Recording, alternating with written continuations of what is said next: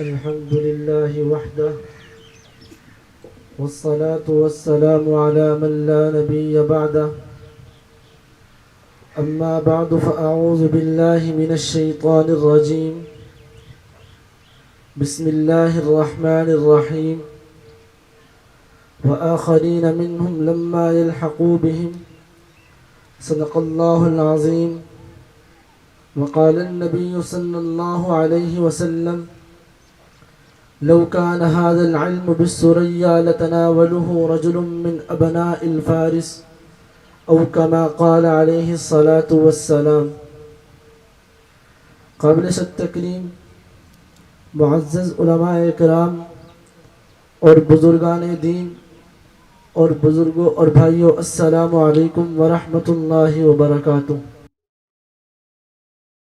آج میں آپ حضرات کے سامنے شان امام اعظم ابو حنیفہ کے عنوان پر کچھ معروضات پیش کروں گا. اس بات کو ہر شخص اچھی طرح جانتا ہے کہ حضور پاک علیہ الصلاۃ والسلام کے بعد اس امت کی سب سے افضل شخصیات صحابہ ہے. صحابہ کے بعد اس امت کی سب سے افضل شخصیت امام اعظم ابو حنیفہ ہے. امام اعظم ابو حنیفہ وہ شخصیت ہے جن کا تذکرہ بھی قرآن میں موجود ہے، جن کا عقیدہ بھی قرآن میں موجود ہے، جن کی فقاہت بھی قرآن میں موجود ہے. میں آیات پڑھوں گا، امام صاحب کا تذکرہ ثابت کروں گا. میں آیات پڑھوں گا، امام صاحب کا عقیدہ ثابت کروں گا. میں آیات پڑھوں گا، امام صاحب کی فقاہت ثابت کروں گا، تاکہ غلط فہمی دور ہو جائے کہ امام صاحب کے پاس صرف قیاس ہے اور امام صاحب کا عقیدہ قرآن کے خلاف ہے. رب تعالیٰ نے قرآن مجید میں جہاں حضور پاک علیہ الصلاۃ والسلام اور صحابہ کے مناقب بیان کیے ہیں، وہاں امام اعظم ابو حنیفہ کا تذکرہ بھی موجود ہے. چنانچہ رب کائنات نے قرآن مجید میں ارشاد فرمایا، اٹھائیے پارہ نمبر 28 سورۃ الجمعہ کی آیت نمبر 2. رب تعالیٰ ارشاد فرماتے ہیں، والذی بعث فی الامیین رسولا، اللہ وہ ذات ہے جس نے پیغمبر کو امین میں بھیجا. امین سے مراد صحابہ ہے. پھر آگے رب تعالیٰ نے ارشاد فرمایا، وآخرین منہم لما یلحقوا بہم. روایات اٹھا کر دیکھو، حضور کے صحابہ نے حضور سے پوچھا کہ امین سے مراد صحابہ ہے، آخرین سے مراد کون ہے؟ حضور علیہ السلام نے حضرت سلمان فارسی کندھے پر ہاتھ رکھ کر فرمایا، لو کان ھذا العلم بالسریا لتناولہ رجل من ابناء الفارس. اگر یہ علم زمین سے اٹھ کر سریا ستارے تک پہنچ جائے تو فارس کی نسل کا ایک نوجوان اسے حاصل کر کے لائے گا. مفسرین کا اتفاق ہے کہ اس حدیث سے مراد وہ شخصیت ہے جنہوں نے صحابہ اکرام سے براہ راست علم حاصل کیا. علامہ جلال الدین سیوطی اس حدیث کے تشریح میں لکھتے ہیں، اقول بشر النبی ابی حنیفہ فی ھذا الحدیث، کہ اس حدیث سے مراد امام اعظم ہے. علامہ ابن حجر اس حدیث کی تشریح میں فرماتے ہیں، اقول بشر النبی ابی حنیفہ فی ھذا الحدیث، کہ اس حدیث سے امام اعظم مراد ہے. نمبر 2، امام اعظم کا عقیدہ بھی قرآن سے ثابت ہے. امام اعظم کا عقیدہ ہے کہ اللہ ہر جگہ موجود ہے اور یہ عقیدہ قرآن سے ثابت ہے. اٹھائیے پارہ نمبر 1 سورہ بقرہ کی آیت نمبر 115 پر رب کائنات ارشاد فرماتے ہیں، وَلِلَّهِ الْمَشْرِقُ وَالْمَغْرِبُ، اللہ مشرق میں بھی ہے، اللہ مغرب میں بھی ہے. فَإِنَّمَا تُوَلُّوا فَثَمَّ وَجْهُ اللَّهِ، تم جدھر منہ کرو اللہ وہاں پر ہے.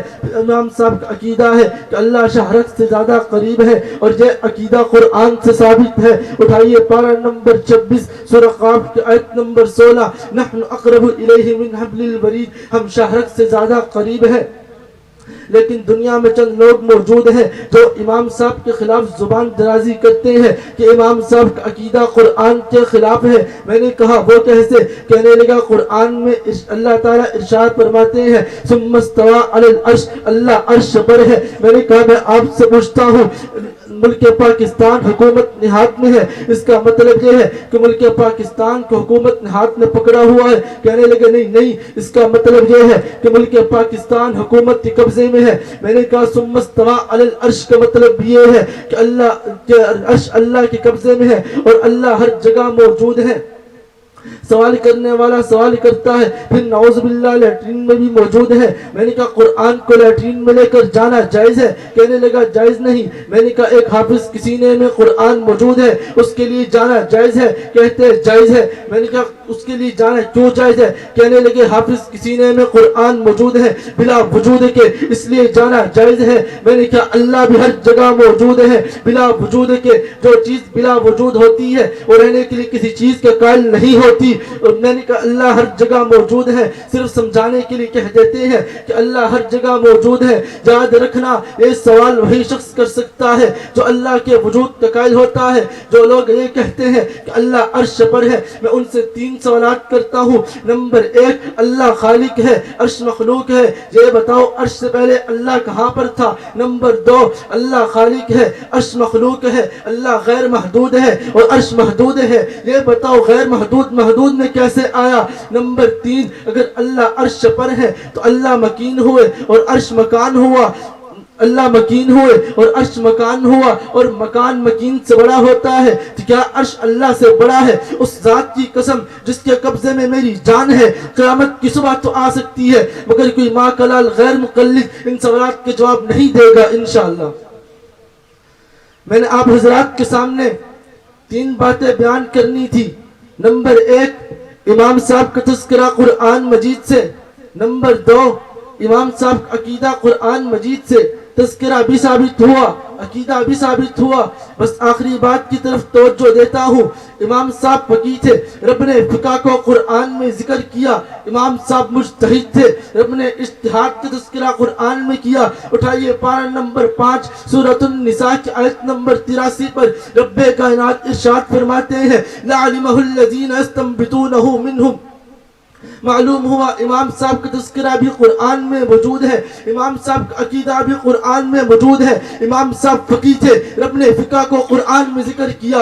امام صاحب مجتہد تھے، رب نے اجتہاد کو ذکر کیا۔ توجہ رکھنا، دنیا میں 5 طبقے موجود ہیں، دنیا میں 3 طبقے موجود ہیں۔ ایک نے ختم نبوت پر حملہ کیا، بحمداللہ تعالی علماء دیوبند کے مرد قلندر نے، علماء دیوبند نے اپنی جانوں کا نذرانہ پیش کر اس کا تعاقب کیا۔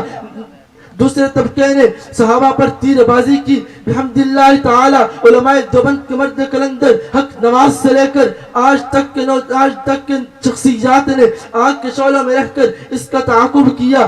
اے احناف کے نوجوانوں، اگر اپنی فقہ کی دفاع چاہتے ہو تو سر پر کفر باندھ کر یہ اعلان کر دو، نہ سر جھکا کر جیے نہ منہ چھپا کر جیے، ستم گروں کی نظروں سے نظریں ملا کر جیے، راہ زندگی میں ایک دن کم جیو تو کیا ہوا، ہم ساتھ ہیں ان کے جو مشعلے جلا کر جیے۔ وآخر دعوانا ان الحمدللہ رب العالمین۔